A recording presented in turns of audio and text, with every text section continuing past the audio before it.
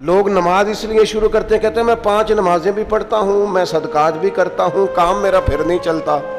تو میں کہتا ہوں تمہیں پتہ ہی نہیں، نمازی کے لیے تو آزمائش ہے، جتنا جتنا ایمان کامل اتنی اتنی آزمائش بھی زیادہ۔ اور یہ میں اپنے پاس سے نہیں کہہ رہا، حضرت ابو سعید خدری رضی اللہ تعالیٰ عنہ فرماتے ہیں میں نبی پاک علیہ الصلوۃ والسلام کی خدمت میں حاضر ہوا اور حضور کے دست مبارک کو چومنے کے لیے میں نے اپنے ہاتھ جب آگے کیے تو تپش تھی، تیز بخار تھا نبی پاک کو۔ تو حضرت ابو سعید خدری رضی اللہ تعالیٰ عنہ ارشاد فرماتے ہیں کہ میں نے، یہ سنن ابن ماجہ میں موجود ہے، فرماتے میں نے عرض کیا یا رسول اللہ صلی اللہ علیہ وسلم اتنا تیز بخار؟ حضور فرمانے لگے ہم پر جو آزمائشیں آتی ہیں نا انبیاء پر، وہ عام لوگوں سے دگنا آتی ہیں۔ یہ تو لاڈلے ہیں، یہ تو محبوب ہیں اللہ کے۔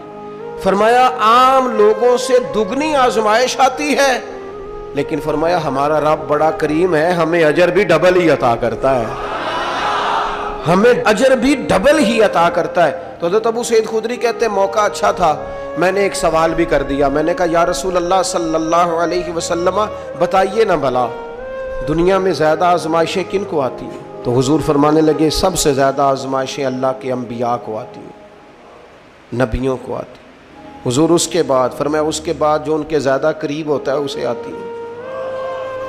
لوگ کیا سمجھیں گے امام حسن کی آزمائش کو؟ لوگ کیسے سمجھیں گے سیدنا امام حسین کی آزمائش کو؟ فرمایا جو ان کے زیادہ قریب ہوتا ہے اسے زیادہ آزمائش آتی ہے۔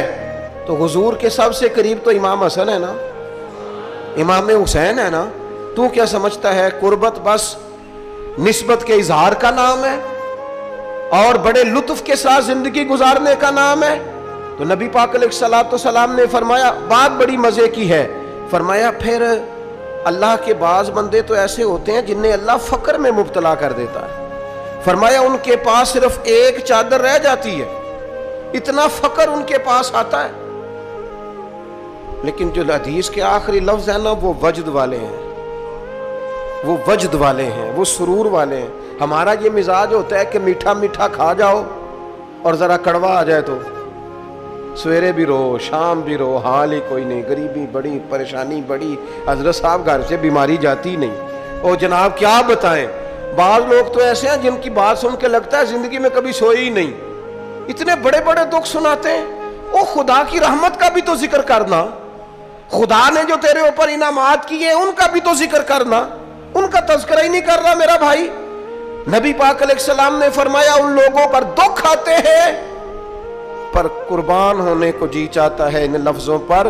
حضور فرمانے لگے وہ رب کی طرف سے آنے والے دکھ پر بھی اس طرح راضی ہوتے ہیں جس طرح تم میں سے کوئی راحت ملنے پر راضی ہوتا ہے، سکون والی چیز ملنے پر جس طرح تم راضی ہوتے ہو اس طرح وہ دکھوں پر بھی راضی ہوتے ہیں۔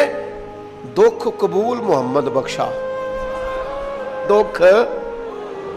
دکھ قبول محمد بخشا، پر ایک شرط لگائی چھوٹی سی میاں صاحب نے، انہوں نے کہا 100 دفعہ قبول ہے، دکھ 100 دفعہ قبول، دکھ قبول محمد بخشا پر راضی رہن پیارے۔ یہ شرط یہ ہے کہ تو راضی رہ، تو راضی رہ، دکھ قبول محمد بخشا، راضی رہن پیارے۔ اور حضرت سلطان صاحب کہنے لگے اساں کیتی ہے جان حوالے رب دے، ایسا عشق کمایا ہے اسی مرن تو پہلو ہی مر گیا، باہو تا مطلب نو پایا ہے۔